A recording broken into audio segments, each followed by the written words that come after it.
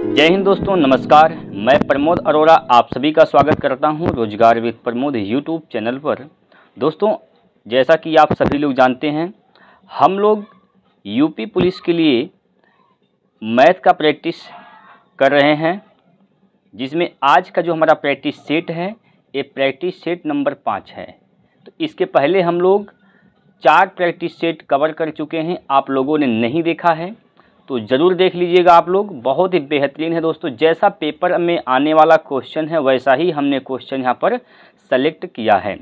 और आपके पेपर में 19 क्वेश्चन आएंगे तो हम इन 19 क्वेश्चन पर ही चर्चा करेंगे दोस्त।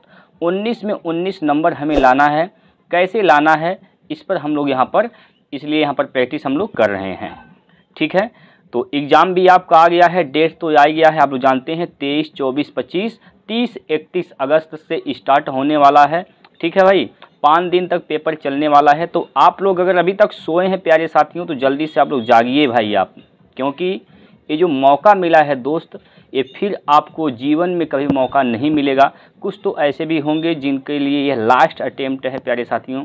तो आप लोग ज़रूर जागिए और अपना जो तैयारी है उसको अच्छे से कवर करिए। ठीक है, तो चलिए हम ज़्यादा देरी नहीं करेंगे, स्टार्ट करते हैं। पहला क्वेश्चन आपकी स्क्रीन पर लेते हैं।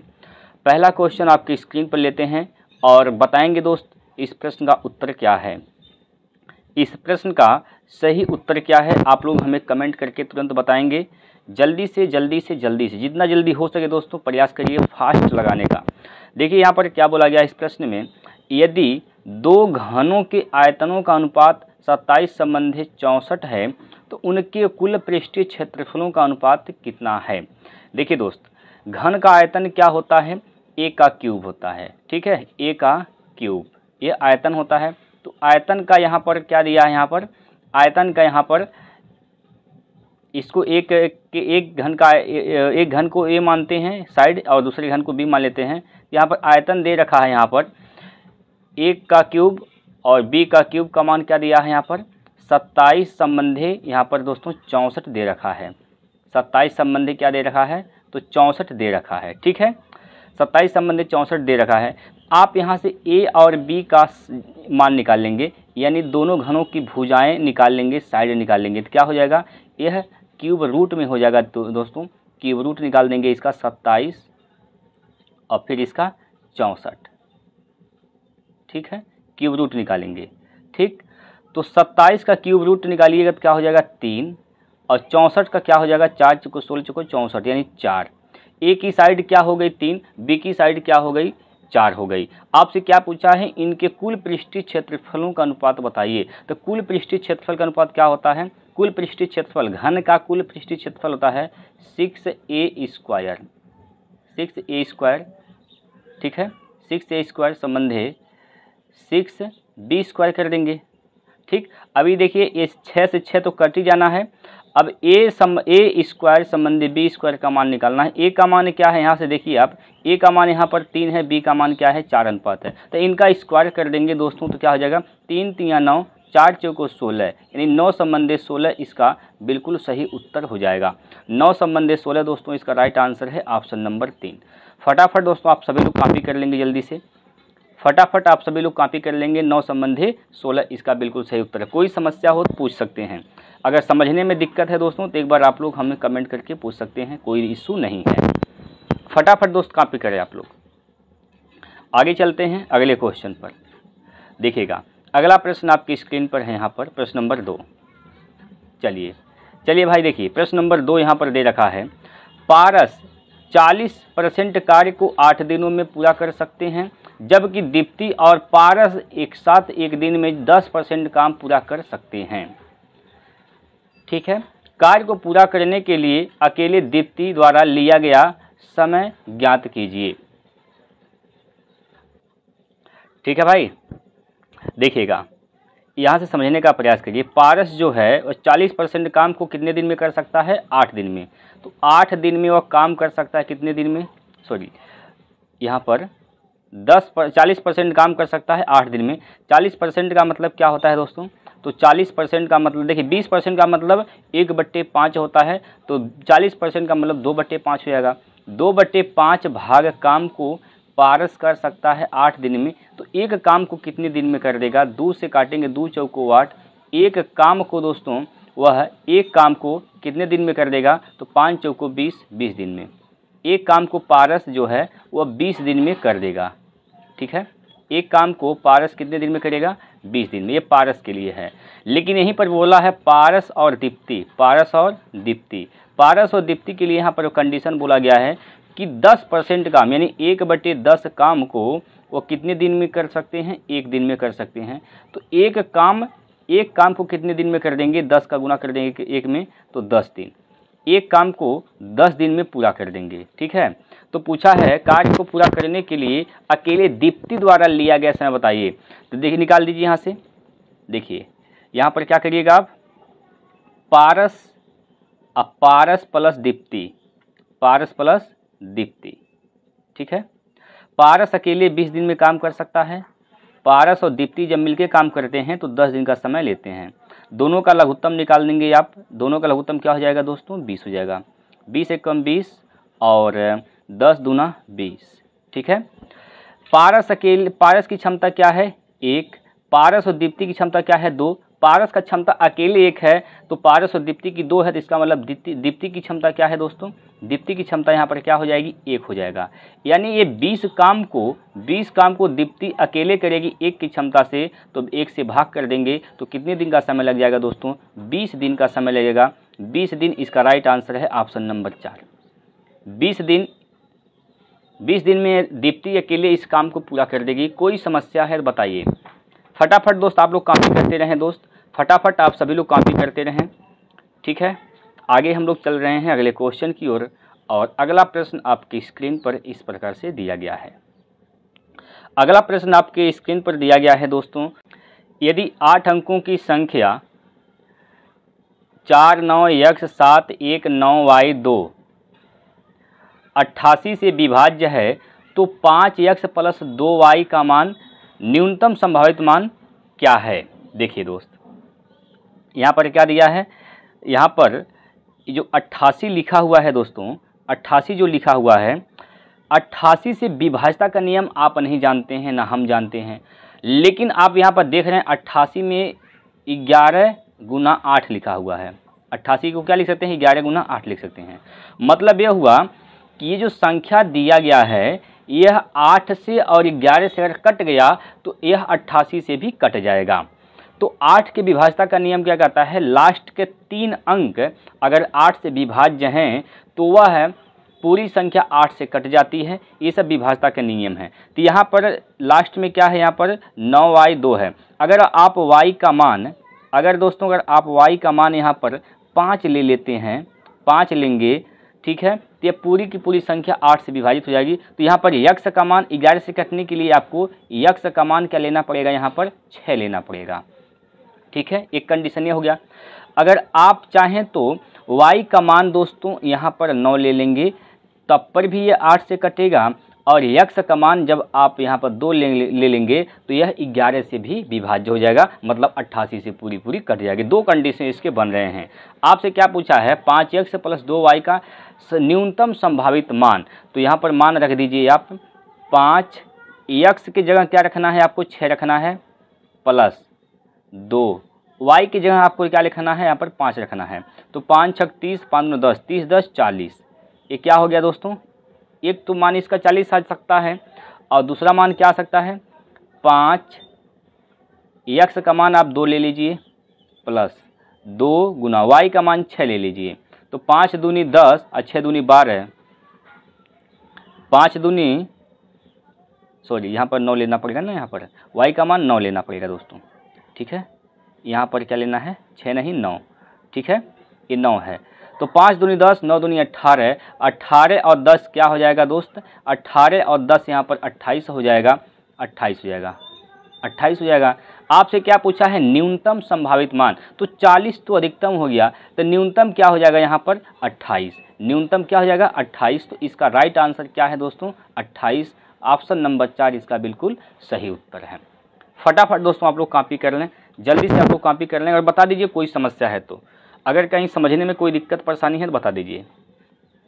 आगे चल रहे हैं, चलिए आगे बढ़ते हैं अगले क्वेश्चन की ओर। अगला प्रश्न लेते हैं आपकी स्क्रीन पर,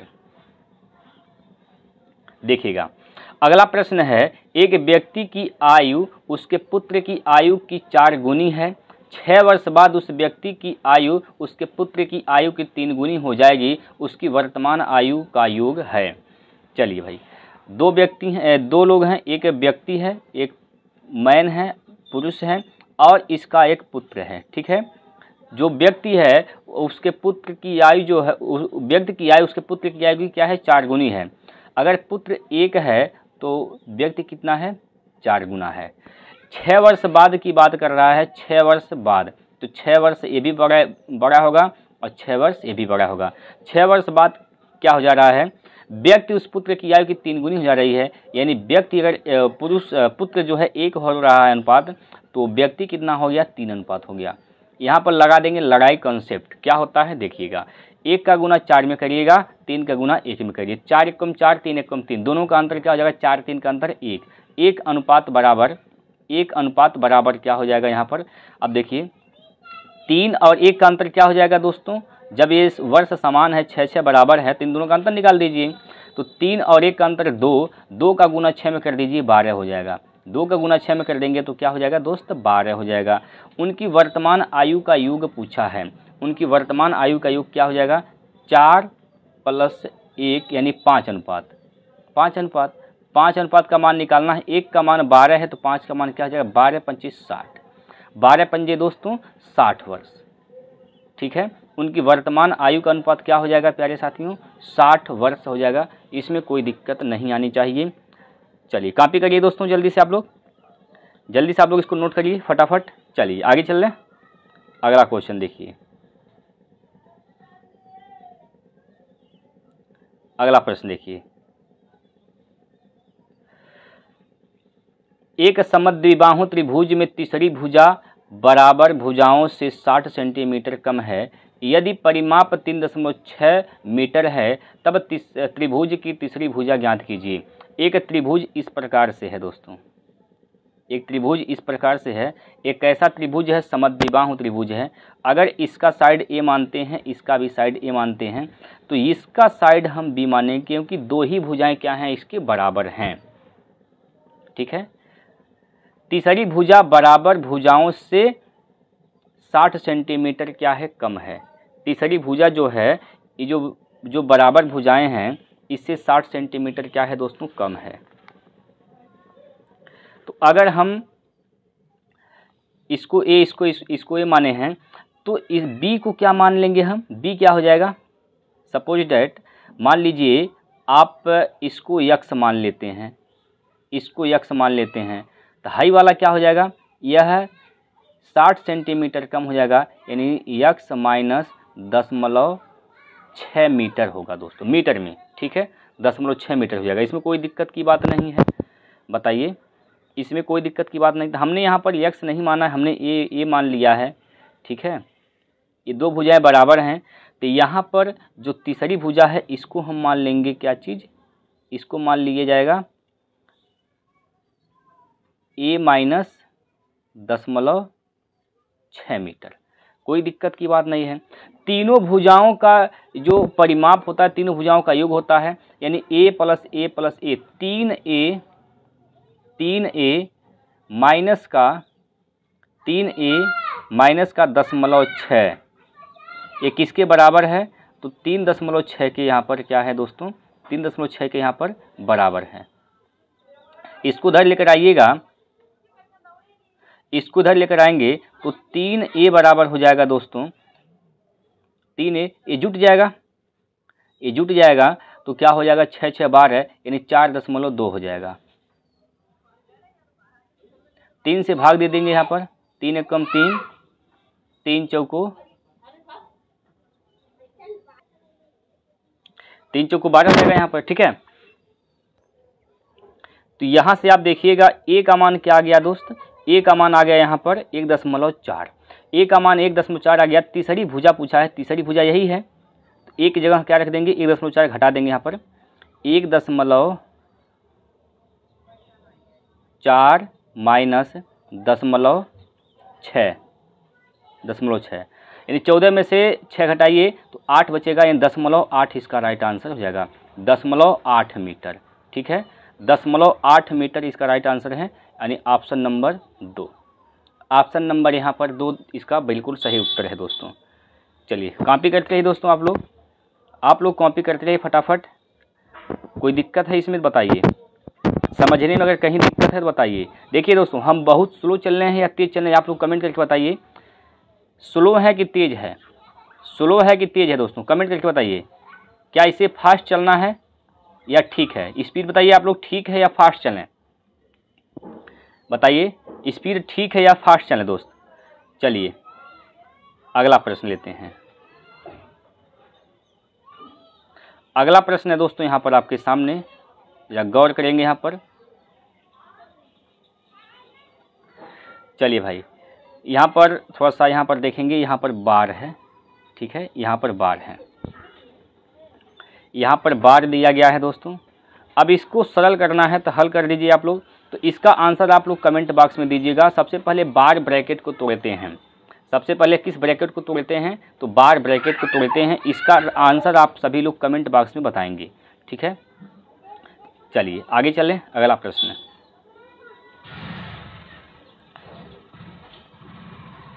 अगला प्रश्न है दोस्तों यहाँ पर, एक आयत का परिमाप एक वृत्त की परिधि के बराबर है जिसकी त्रिज्या 21 सेंटीमीटर है। यदि आयत का क्षेत्रफल 864 सेंटीमीटर स्क्वायर है तो आयत के विकर्ण की लंबाई क्या होगी? चलिए देखिए दोस्तों, यहाँ पर एक आयत का परिमाप एक वृत्त की परिधि के क्या है? बराबर है। आयत का परिमाप क्या होता है? 2l प्लस बी, ठीक है, 2l प्लस बी। ये जो परिमाप है दोस्तों, ये किसके बराबर है? वृत्त के परिधि के बराबर है। वृत्त की परिधि क्या होती है? 2 पाई r होता है, इसके बराबर है। त्रिज्या 21 सेंटीमीटर है। त्रिज्या क्या है दोस्तों? 21 सेंटीमीटर है। 2l प्लस बी बराबर 2 पाई का मान आपको क्या लिखना है यहाँ पर? 22/7 लेना है। 22/7 इंटू आर का मान यहाँ पर 21 लेना है। आर का मान 21, 7 से काटिए, 7 तियाँ 21, 3 बार में कटेगा। और यहाँ से देखिए 4 तियाँ 12, 12 का गुना 11 में कर दीजिए, क्या हो जाएगा दोस्तों?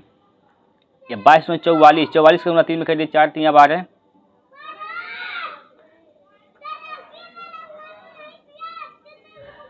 44 का गुना 3 में कर दीजिए तो 4 तियाँ 12 के 2 हासिल 1, 4 तियाँ 12 13, 132 हो जाएगा। 132 या तो आप देखिए यहाँ से कटेगा दोस्तों, इसको काट दीजिए, जो कट रहा पहले उसको काटिए। 2 से देखिए यहाँ पर 2 कट जाएगा, 2 से 2 कटेगा, यानी l प्लस बी का मान यहाँ पर आपके सामने क्या आ गया? 22 तियाँ 66।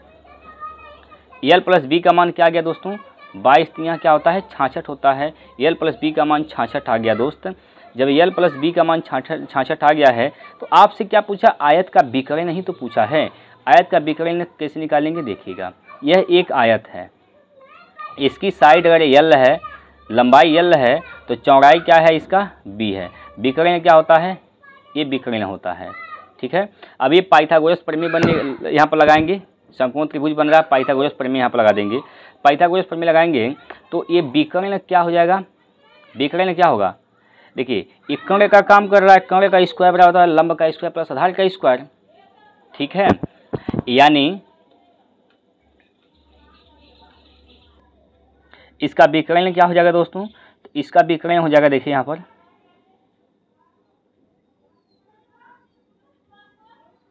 इसका विकर्ण क्या हो जाएगा? अंडर रूट में l स्क्वायर प्लस बी का स्क्वायर, ठीक है। ये हो जाएगा इसका विकर्ण। कोई दिक्कत की बात यहाँ पर नहीं है। यहाँ पर दोस्तों आयत का क्षेत्रफल दे रखा है, यानी l इंटू बी का मान दिया है, l बी का मान दे रखा है यहाँ पर। कितना भैया? यह 864 है। 800 क्या है दोस्तों? 64 है, 864 है। हमें क्या निकालना है? हमें निकालना है l square plus b square का मान निकालना है। जो मान आएगा यहीं पर रख देना है। कैसे निकालना है दोस्तों? ये l प्लस जो b है यहाँ पर, ये जो l प्लस बी का मान दिया है 64, इसका क्या करना है? स्क्वायर कर देना है। दोनों पक्षों का स्क्वायर कर देंगे। स्क्वायर करेंगे तो यहाँ से आप मान निकाल लेंगे किसका? l square plus b square का, ठीक है। कोई दिक्कत की बात है बताइए। देखिएगा यल प्लस बी का होल स्क्वायर करिएगा तो क्या होगा यहाँ पर यल का स्क्वायर प्लस बी का स्क्वायर प्लस 2LB ये हो जाएगा। इसका मान क्या है 66, तो 66 का स्क्वायर करेंगे, 66 का स्क्वायर क्या हो जाएगा 6 छवा की 36, हासिल का 3, 6 दूनी 12, 6 छवा की 36 और 6 छवा की 36 में 72, 72 और 3 75 के 5 हासिल का 7 और 6 छवा की 36, 36 और 5 क्या हो जाएगा 41, 36 और 7 क्या हो जाएगा 36 और 7 क्या होगा 36 7 43, तो यहाँ पर हो जाएगा 43, ठीक है 43 होगा, ठीक है 43 यानी 43 56 हो जाएगा यहाँ पर। बराबर में यहाँ पर दोस्तों क्या हो जाएगा यल का स्क्वायर प्लस का बी का square plus 2LB 2 into LB, तो LB का मान क्या है LB का मान 864 है, 2 से गुना कर देंगे यहाँ पर, 2 से गुना कर दीजिए, इसमें क्या हो जाएगा 2 से गुना करिए, 2 चौको 8, 2 छक्का 12 के 2 हासिल का 1, 2 8 16 1 17, यानी 1700 क्या हो जाएगा 28। अब इसको इधर लेकर आएंगे घटा देंगे तो l square plus b square का मान यहाँ से निकल जाएगा। जरा बताएंगे आप लोग कमेंट बॉक्स में कि कितना आ रहा है इसका उत्तर, जो मान आएगा यहाँ पर रख देना है, इसका वर्गमूल निकाल देना है, आपका आंसर आपके सामने हो जाएगा। जरा बताएंगे दोस्तों आपके हिसाब से इसका उत्तर कितना आ रहा है, बताइए आप लोग इसको घटा कर बताइए कितना आ रहा है।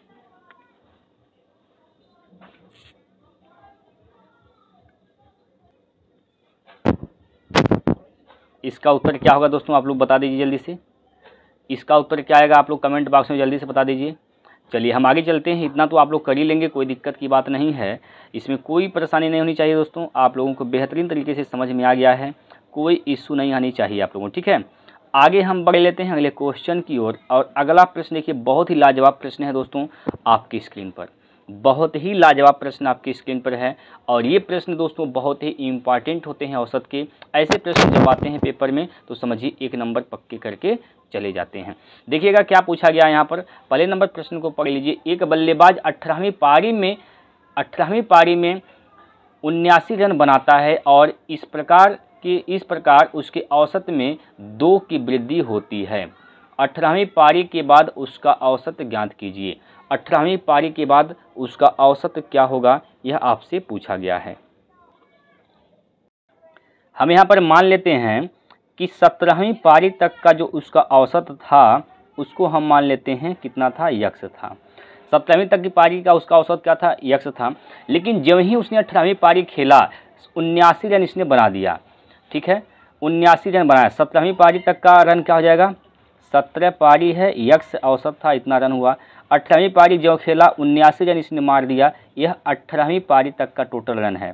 तो 18वीं पारी खेलने के बाद हुआ क्या, औसत में 2 की वृद्धि हो गया, पहले यक्स था अब 2 बढ़ गया तो यक्स प्लस 2 इसका औसत हो गया का टोटल रन क्या हो जाएगा 18वीं पारी तक का 18 से गुना कर देंगे, ये टोटल रन क्या हो जाएंगे, आपस में बराबर हो जाएंगे। यहाँ सब मान यहाँ से निकालेंगे यक्स का मान, ये 17 यक्स हो जाएगा, 17 यक्स प्लस का 79 बराबर 18 यक्स प्लस का 18 दूना 36। तो इसको उधर लेकर जाएंगे तो 18 में से 17 यक्स घटेगा तो क्या हो जाएगा 1 यक्स बराबर 79 में से 36 घटा दीजिए तो क्या हो जाएगा यहाँ पर 43। यानी यहाँ पर देखिए, यहाँ पर आप देख रहे हैं दोस्तों कि 17वीं पारी का जो औसत था 43 था, आपसे पूछा है 18वीं पारी के बाद उसका औसत क्या हो जाएगा, औसत में 2 की वृद्धि हुआ है, आप 2 इसमें जोड़ दीजिए, 43 प्लस 2 45 इसका राइट आंसर हो जाएगा, 45 इसका राइट आंसर हो जाएगा। ऑप्शन नंबर देखेंगे दोस्तों, ऑप्शन नंबर 2 इसका बिल्कुल सही उत्तर है। जल्दी से बताएंगे, कोई दिक्कत इसमें है तो परेशानी है बताइए, फटाफट आप लोग कॉपी करते रहें दोस्तों। अगर कोई समस्या होती है तो तुरंत आप लोग कमेंट कर सकते हैं, इसमें कोई दिक्कत की बात नहीं है। हम प्रयास करेंगे कि आपकी जो समस्याएं हैं उसको समाधान किया जाए, ठीक है। आगे चलिए, अगला प्रश्न है आपके स्क्रीन पर। अगला प्रश्न दोस्त आपकी स्क्रीन पर दे रखा है, यहाँ पर बोला गया कि एक निश्चित मूलधन पर 10.5 वर्षों के लिए 12% प्रति वर्ष की दर से साधारण ब्याज 3 वर्षों के लिए 9% प्रति वर्ष की दर से समान मूलधन के मिश्रण से 56 रुपये कम है, तो मूलधन कितना होगा। एक निश्चित मूलधन पर 10.5 वर्षों के लिए 12% प्रति वर्ष की दर से साधारण ब्याज 3 वर्षों के लिए 9% प्रति वर्ष की दर से समान मूलधन के मिश्रधन से 56 रुपये कम है, तो मूलधन कितना होगा रुपए में आपको बताने हैं। देखिएगा दोस्तों, ब्याज जो होता है, साधारण जो ब्याज होता है वह RT% होता है। क्या होता है? RT%, यानी R और T का गुना कर देंगे तो ब्याज निकल जाता है। ठीक है, तो निकाल दीजिए यहाँ से। 10.5 का मतलब क्या हो जाएगा? 21/2 हो जाएगा। 21/2 गुना, और यहाँ पर 12 कर दीजिए। ठीक है, गुना कर देंगे दोनों का, RT का गुना कर देंगे, यहाँ से ब्याज निकल जाएगा। 2 छक्का 12, 6 दूनी 6 कम 6, 6 दूनी 12, 126% यहाँ पर आ गया। 126% यहाँ पर ब्याज आ गया। और यहाँ पर बोला है कि 3 वर्षों के लिए 9% की प्रतिवर्ष की दर से समान मूलधन के मिश्रण से 56% कम है। 3 वर्षों के लिए 9% के हिसाब से ब्याज क्या हो जाएगा? तो 3 गुना 9 कर दीजिए दोस्तों, 3 9 27, 3 9 कितना? 27 हो जाएगा, यानी 27% यहाँ से हो जाएगा।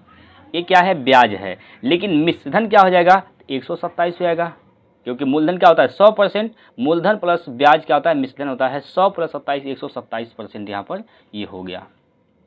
अब ये मिश्रधन से कितना कम है? ये कितना कम है आप देख लीजिए, यहाँ पर 1 कम है दोस्तों, 1 कम है, 1% कम है। 1% का मान कितना दे रखा है? 56 दे रखा है। आपसे क्या पूछा है? मूलधन बताइए। तो मूलधन क्या होता है? 100% होता है। आपको 100% का मान निकालना है। 1% का मान 56 है, तो 100% का मान क्या हो जाएगा? 2 जीरो चिपका देंगे, 5600। इसका उत्तर सही हो जाएगा। 5600 इसका राइट आंसर होगा ऑप्शन नंबर 2। ऑप्शन नंबर 2 इसका बिल्कुल सही है, 5600। कोई दिक्कत परेशानी है बताइए, कोई दिक्कत हो तो आप बताइए। ठीक है, चलिए आगे बढ़ते हैं। अगला क्वेश्चन, अगला प्रश्न देखेंगे। एक व्यक्ति की मासिक आय 12,000 रुपये थी और उसकी मासिक बचत 8,000 रुपये था। अगले वर्ष उसकी आय 10% और व्यय 8% बढ़ गया। उसकी बचत में प्रतिशत वृद्धि ज्ञात कीजिए। उसकी बचत में प्रतिशत वृद्धि आपको क्या करनी है? यहाँ पर ज्ञात करनी है। चलिएगा, आप जानते हैं दोस्तों, आय बराबर क्या होता है? आय बराबर क्या होता है? आय बराबर होता है व्यय, यानी व्यय प्लस बचत। व्यय प्लस बचत, ये आय होता है। चलिए, एक व्यक्ति की आय कितनी है? 12,000 है। एक व्यक्ति की आय क्या है दोस्तों? 12,000 है, और उसका जो खर्चा है यानी व्यय जो है 8,000 है। 8,000 है, तो उसकी बचत कितना होगा? तो बचत क्या हो जाएगा दोस्त? 4,000। 4,000 वह बचत करता है। यहाँ पर बोला गया है कि आय में 10% की वृद्धि हो गया, यानी 12,000 का इसमें 10% वृद्धि, यानी 110 निकाल दीजिए। इसका क्या हो जाएगा यहाँ पर? क्या हो जाएगा यहाँ पर? देखिए, 11 दूनी 22, 11 को 11 और 11 दू 13, 13 के बाद 2 जीरो कर देंगे यहाँ पर, यानी 13,200 रुपया हो गया बढ़कर। और इसके व्यय में 8% की वृद्धि होती है। व्यय कितना है इसका? 8,000 है। 8,000 है इसका व्यय। क्या है दोस्तों? 8,000। तो 8,000 का निकाल दीजिए यहाँ पर कितना? 8% बढ़ा है, इसका मतलब 108 हो गया। 108 निकाल दीजिए इसका। 108 निकालिएगा भाई, तो 2 जीरो से 2 जीरो कैंसिल हो जाएगा यहाँ पर, और 8 का गुना करेंगे, 1 जीरो तो होगा करेगा यहाँ पर। 8 का गुना करेंगे, 8 है 64 और 8 एक कम 8, यानी 8,660 हो गया। तो इसकी बचत क्या हो जाएगी दोस्तों, इसका अब आय 13,200 है और इसका जो खर्चा है बचत है 8,460 रुपये है। तो इसका जो बचत है वो कितना हो जाएगा, घटा दीजिए यहाँ से 0, 10 में से 6 गया तो बचेगा 4, ठीक है। और यहाँ से 11 में से 4 गया तो बचेगा दोस्तों 7, और यहाँ से 12 में से 8 गया तो बचेगा यहाँ पर 4। बचत में कितनी की वृद्धि हो गई, 740 रुपये की वृद्धि हो गई दोस्तों। किस पर वृद्धि हुआ है, 4,000 पर हुआ है। 4,000% बदलने के लिए 100 से गुना कर देंगे। देखिए 3 0 से कैंसिल हो जाएगा, यहाँ पर 4 से भाग दीजिएगा, 4 से भाग देंगे दोस्त, तो 4 से जब भाग दिए कितना हो जाएगा, 4 एकम 4 बचेगा 3, 4 8 32, 4 8 32, जरा देखेंगे दोस्तों कहीं लगता है मिस्टेक हो गया है, एक बार फिर से जरा देख लेंगे। यहाँ पर ये जो 8,000 है, 8,000 का 108% जरा आपसे निकालिएगा कितना होगा, 8,000 का 108% निकालिए कितना होगा, 8,000 का 108% निकालना है तो क्या हो जाएगा, यहाँ पर 2 0 से 2 0 कैंसिल, 2 0 बचेगा, ठीक है। और 8 × 64, सॉरी दोस्तों यहाँ पर 64 लिखना था, हमने 46 लिख दिया था, ठीक है। यहाँ पर 64 होगा ना कि 46 होगा, ठीक है भाई। 8 एकम 8,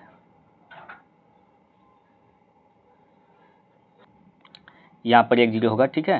तो ये होगा दोस्तों 8,640 होगा, ठीक है। हमने वहाँ पर थोड़ा सा गलती कर दिया है, लिखते समय हमने गलती कर दिया दोस्तों, 8,640 रुपये होगा, ठीक है। यहाँ पर 8,640 होगा, जब सुधार कर लेंगे यहाँ से, यहाँ पर 8,640 होगा, ठीक है। तो जब घटाएंगे दोस्तों तो यहाँ से कुछ और मान आएगा, घटाइएगा तो घटाएंगे तो यहाँ पर आ जाएगा क्या चीज़, यहाँ से 4,560 आएगा, 4,560 आएगा, ठीक है। अब कितने की यहाँ पर वृद्धि हुआ है, तो 5,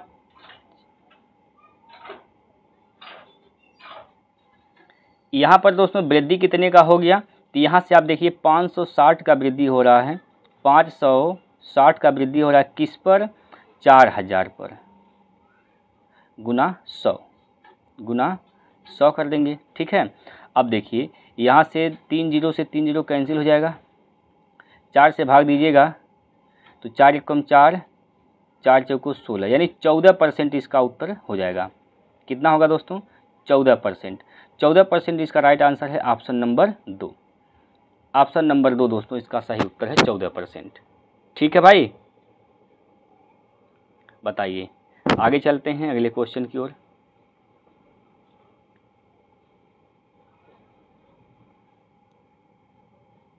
देखिए अगला प्रश्न है, अगला प्रश्न यहाँ पर देखिए दोस्तों आपके सामने है, 4 मित्र ABCD एक व्यवसाय में क्रमशः 3, 7, 9, 13 के अनुपात में निवेश करते हैं। यदि C का लाभ का हिस्सा 8,910 रुपये है तो A और B के लाभ का हिस्सा बताइए। A और B के लाभ का हिस्सा बताना है, मतलब 7 3 10, 10 का मान बताना है। यहाँ पर A और B के लाभ का हिस्सा यहाँ पर आपसे पूछा गया है। तो A और B के लाभ का हिस्सा पूछा गया है, C के लाभ का हिस्सा दिया है, यानी 9 का मान दे रखा है दोस्तों। 9 का मान क्या दिया है, 8,910। A और B का पूछा है 7 3 10 का मान पूछा है, 10 का मान निकाल दीजिए, 8,910 बटे 9 गुणे 10 कर दीजिए यहाँ पर, ठीक है। 9 से काटेंगे, 9 9 81, 9 9 81 बचेगा यहाँ पर 81 और 8 89, 8 फिर 9 9 81, यानी क्या हो जाएगा दोस्तों 9900। कितना हो जाएगा 9900, ऑप्शन नंबर 1 9900 इसका बिल्कुल सही उत्तर हो जाएगा। कोई दिक्कत परेशानी नहीं होनी चाहिए इस सवाल में। चलिए आगे चलते हैं, अगला प्रश्न।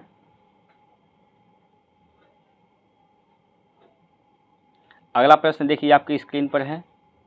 चलिए भाई, अगला प्रश्न आपकी स्क्रीन पर है, पूर्णांक 1 factorial plus 2 factorial plus 3 factorial plus dot dot dot dot plus 99 factorial में इकाई के स्थान पर कौन सा अंक है। देखिए दोस्तों, फैक्टोरियल का मतलब क्या होता है। फैक्टोरियल, 1 फैक्टोरियल का मतलब हो गया 1, ठीक है। फैक्टोरियल 2 का मतलब हो गया, फैक्टोरियल 2 का मतलब क्या हो गया, 2 गुना 1, क्या हो जाएगा यहाँ पर 2 हो जाएगा। फैक्टोरियल 3 का मतलब हो गया 3 गुना 2 गुना 1, यानी उल्टा चलते हैं, 1 तक आते हैं गुना करते हुए, 3 दूना 6 हो जाएगा यहाँ पर। फैक्टोरियल 4 का मतलब क्या हो जाएगा यहाँ पर, फैक्टोरियल 4 का मतलब क्या हो जाएगा, 4 गुना 3 गुना 2 गुना 1, यानी 4 तियाँ 12 दूनी 24, यानी इकाई का अंक यहाँ पर क्या आ जाएगा 4 आ जाएगा। इसी प्रकार फैक्टोरियल 5 करेंगे आप, तो फैक्टोरियल 5 का मतलब 5 गुना 4 गुना 3 गुना 2 गुना 1, जब गुना करिएगा तो 4 पंजे 20 हो जाएगा, यानी यहाँ पर इकाई का अंक क्या आ जाएगा दोस्तों 0 आ जाएगा। यानी जो ही आप 5 से पार पहुँचते हैं तो इकाई का अंक 0 आने लगता है। आपसे इकाई का अंक पूछा है तो इकाई का अंक यहीं से आपको पता चल जाएगा, सिर्फ और सिर्फ यहाँ से पता चल जाएगा कि इकाई का अंक क्या आने वाला है, ठीक है। यहाँ से तो जोड़ दीजिए 6 4 10 2 12 1 का यहाँ पर 13, तो यहाँ पर 13 में इकाई का अंक क्या है दोस्तों 3 है। तो इसका जो इकाई का अंक आएगा दोस्तों 99 तक जोड़ने पर जो इकाई का अंक आएगा वो क्या आएगा 3 आएगा। ऑप्शन नंबर 2 इसका राइट आंसर हो जाएगा। कोई दिक्कत है दोस्त बताइए, यहाँ तक कोई समझने में कोई दिक्कत बताइए। इस सवाल में कोई भी दिक्कत है दोस्तों तो आप लोग पूछ सकते हैं, बाकी मेरे हिसाब से कोई दिक्कत तो नहीं आना चाहिए। हम आगे बढ़ते हैं अगले क्वेश्चन की ओर, चलिएगा। अगला प्रश्न लेते हैं दोस्तों। प्रश्न नंबर यहाँ पर 13 आपकी स्क्रीन पर है। एक कॉलेज छात्रावास के भोजनालय में 350 लड़कों के लिए 25 दिनों का भोजन है। 25 दिन का भोजन है, टोटल कितना भोजन है, तो 25 का गुना 350 में करिएगा तो 25 जीरो हो जाएगा यहाँ पर। 25 5 125 हासिल का 5 बचेगा 12, 25 3 75, अब 12 क्या हो जाएगा दोस्तों 87, 75 और 12 दोस्तों 87 हो जाएगा। यानी 8750 भोजन टोटल यहाँ पर है।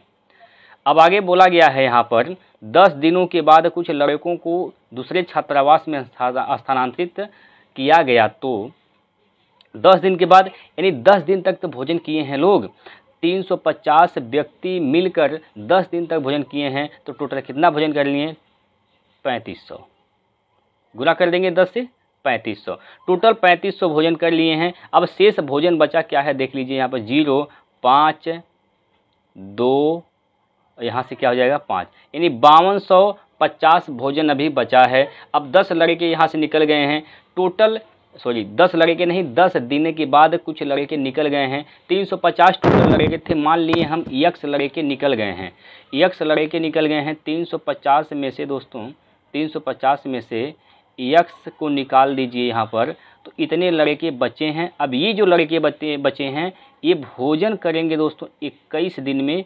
कौन सा भोजन करेंगे, जो ये शेष भोजन बचा हुआ है, तो ये शेष भोजन के बराबर हो जाएगा। शेष भोजन कितना है, तो शेष भोजन जो है यहाँ पर 5250 है, ठीक है। इतना भोजन ये लोग करेंगे।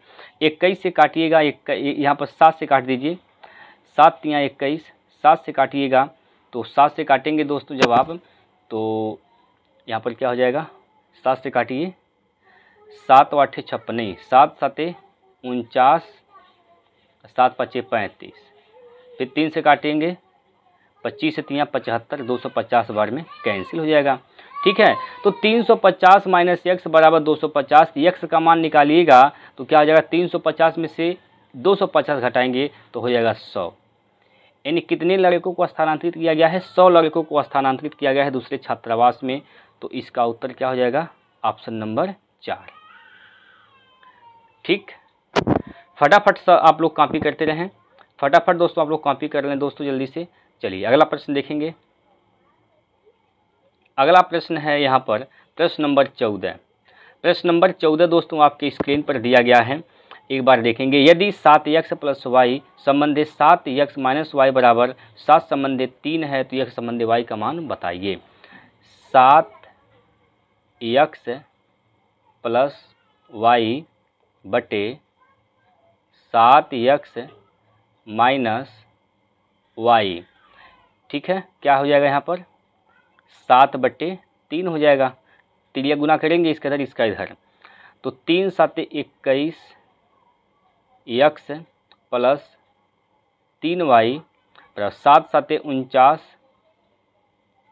यक्स माइनस का 7y। यक्स वाला एक तरफ और y वाला एक तरफ, इसको इधर लेकर जाएंगे तो 49 में से 21 घटा दीजिए, क्या हो जाएगा 28 यक्स बराबर, इसको इधर लेकर आएंगे तो जुट जाएगा यहाँ पर 7 3 10 y हो जाएगा। क्लियर है, माइनस में आ गया दोस्तों, लेकिन माइनस माइनस से कट ही जाएगा, कोई दिक्कत नहीं है।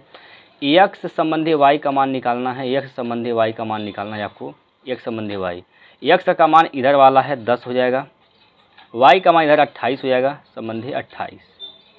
काट देंगे इसको आप, 2 से काटिए, 2 5 10, 2 से काटेंगे 14 दूना 28, 14 बार में कैंसिल, यानी 5 संबंधी 14, इसका उत्तर सही हो जाएगा 5 संबंधी 14, ऑप्शन नंबर 2। ऑप्शन नंबर 2 5 संबंधी 14। ठीक है, चलिए अगला प्रश्न।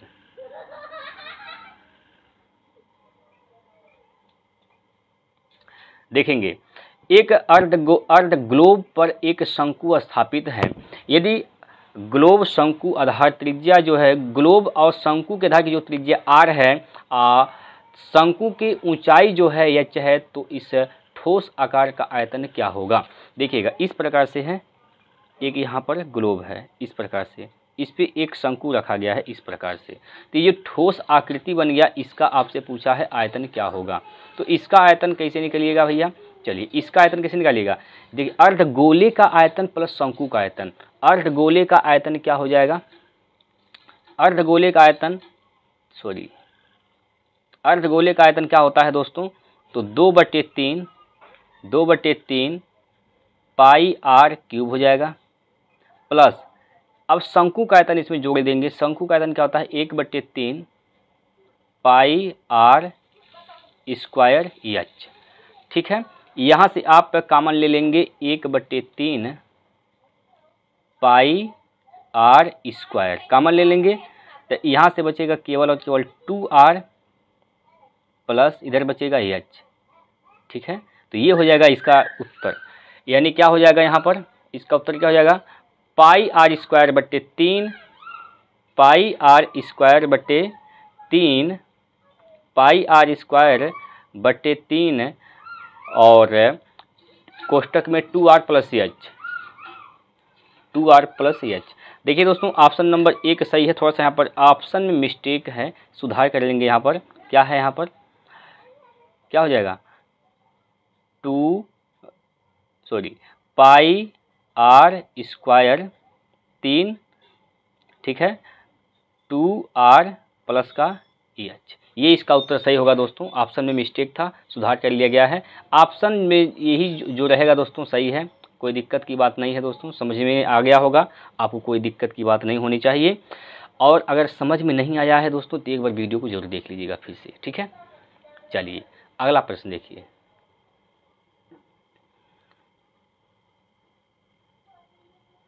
देखिए भाई, एक कार क्रमशः 10 किलोमीटर प्रति घंटा, 20 किलोमीटर प्रति घंटा, 30 किलोमीटर प्रति घंटा और 60 किलोमीटर प्रति घंटा की गति से 7 किलोमीटर की 4 क्रमिक दूरियां तय करती है।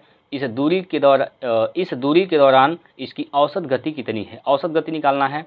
4 दूरियां दिया है, 4 यहाँ पर चाल दिया है, 10, 20, 30 और 60। इन चारों का निकाल देंगे एलसीएम, जो एलसीएम आएगा उसको हम दूरी मान लेंगे। दूरी एलसीएम क्या आ जाएगा इसका 60। ठीक है, 10 छक 60, 20 तिया 60, 30 दूना 60, 60 एकम 60, 6 3 9, 9 3 12। ठीक है, 6 3 9, 9 3 6 3 9 2 11 12, 12 से भाग दे देंगे दोस्तों। और यहाँ पर 4 क्रमिक दूरियां हैं, 4 से गुना कर देंगे। ठीक है, 12 पंजे 60, 12 पंजे 60, 5 चौको 20, तो इसका जो औसत आ जाएगा 20 किलोमीटर प्रति घंटा आ जाएगा, 20 किलोमीटर प्रति घंटा। ठीक है, चलिए अगला प्रश्न देखिए।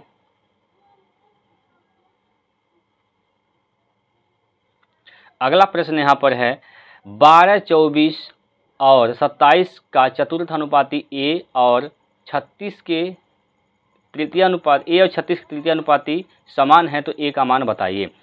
12, 24 और 27 का चतुर्थानुपाती क्या हो जाएगा? तो देखिए 24 गुना 27 बटे ए हो जाएगा। लास्ट का दोनों का गुना करते हैं, पहले से भाग देते हैं। ये बराबर किसके हैं? ए और 36 के तृतीय अनुपाती का। तृतीय अनुपाती कैसे निकालेंगे? लास्ट का 2 बार गुना करेंगे, 36 गुना 36 कर देंगे और पहले वाले से भाग कर देंगे। पहला वाला क्या है? ए है। ठीक, देखिए 12 दूनी 24, 12 से 12 कैंसिल, 2 से काटेंगे 18 दूना 36, ठीक है। 9 से काटेंगे 9 तिया 27, 9 दूनी 18, 9 तिया 27, 3 से काटिएगा तो 12 तिया 36, 12 दूनी 24। ए का मान क्या हो जाएगा दोस्तों? ए का मान यहाँ पर 24 आ जाएगा। ए का मान क्या होगा? 24, ऑप्शन नंबर 2। ठीक है, अगला प्रश्न। अगला क्वेश्चन है, 2 पाइप एक टंकी को हम 6 घंटे 8 घंटे में भर सकते हैं, जबकि तीसरा पाइप टंकी को 12 घंटे में खाली कर सकता है। ये तीनों पाइप एक साथ कार्य करते हैं तो टंकी कितने समय में भर जाएगी? 6 घंटा में 8 घंटा में भरते हैं, जबकि तीसरा पाइप जो है यह खाली करने वाला है, इसके साथ माइनस कर दे रहे हैं। तीनों का एलसीएम क्या हो जाएगा? तीनों का एलसीएम क्या हो जाएगा? तीनों का एलसीएम 24 हो जाएगा। 6 चौको 24, 8 तिया 24, 12 दूनी 24, 4 3 7 में से 2 घटा देंगे, निकालने वाला घटा देंगे। 4 3 7 में से 2 घटाइए, 7 में से 2 घटाइए, क्या बचेगा? 5, यानी 24/5 घंटे में क्या कर देगा? इसको भर देगा। 24/5 घंटा, ऑप्शन नंबर 2। 24/5 घंटे में इसे क्या हो जाएगा? यह टंकी पूरी भर जाएगी दोस्तों। चलिए अगला प्रश्न देखिए।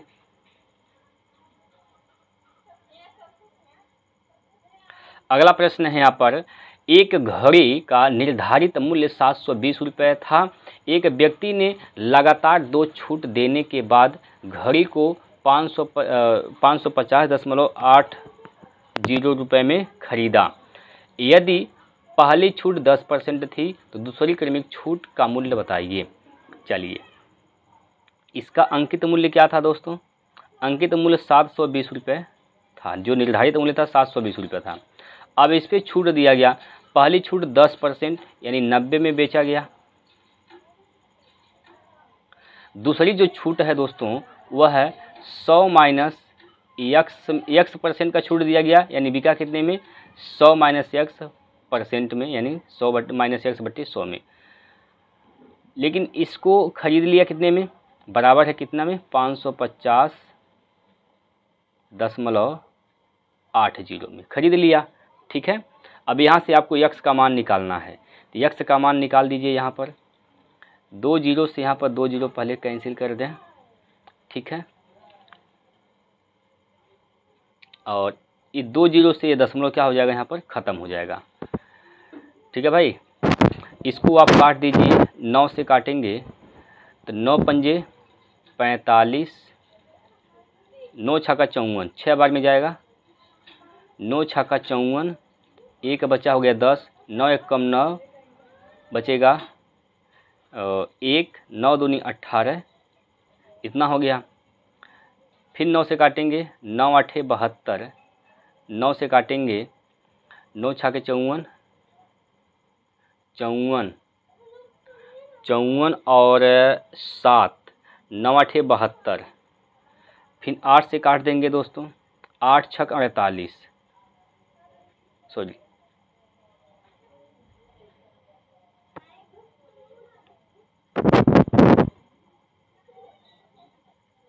8 से भाग देंगे दोस्तों यहाँ पर, तो कितनी बार में जाएगा? 8 अट्ठाईस 64, 4 बचेगा, 8 पचे 40। यानी यहाँ पर दोस्तों आप देख रहे हैं 100 माइनस x बराबर कितना हो गया? 85। 100 माइनस x बराबर 85। तो इसको जब इधर लेकर जाएंगे, 85 को इधर लेकर जाएंगे तो 100 माइनस 85 हो जाएगा बराबर x। तो 85 जब घटाइएगा तो क्या हो जाएगा दोस्तों? यहाँ पर 15%। कितना? 15%। जो दूसरा छूट है दोस्तों वो कितना परसेंट है? तो आपका जवाब होगा 15%। ठीक है भाई, 15%। इसमें कोई दिक्कत? ये प्रश्न नंबर 19 था दोस्तों। तो हम लोग 19 क्वेश्चन किए हैं जो कि यूपी पुलिस के लिए बेहद इम्पॉर्टेंट है, और मैं उम्मीद करता हूं कि आप लोगों को हर एक सवाल समझ में आया होगा। जहां नहीं समझ में आया दोस्तों, आप लोग एक बार हमें कमेंट करके पूछ सकते हैं, और अगर आप एक बार में नहीं समझ पा रहे हैं दोबारा देखिए दोस्तों, क्योंकि हमने ऐसे ही प्रश्न सेट किए हैं जो इस बार पेपर में आने की प्रबल संभावनाएं हैं। ठीक है, तो घबराने की आवश्यकता नहीं है, आपको डेली एक एक सेट देखना है, प्रैक्टिस करना है दोस्तों। यही लास्ट समय का यही मंत्र होता है। ठीक है, तो आज के लिए हम इतना ही रखते हैं, फिर मिलते हैं कल। तब तक के लिए जय हिंद, जय भारत। आप लोग अपना ध्यान रखिएगा।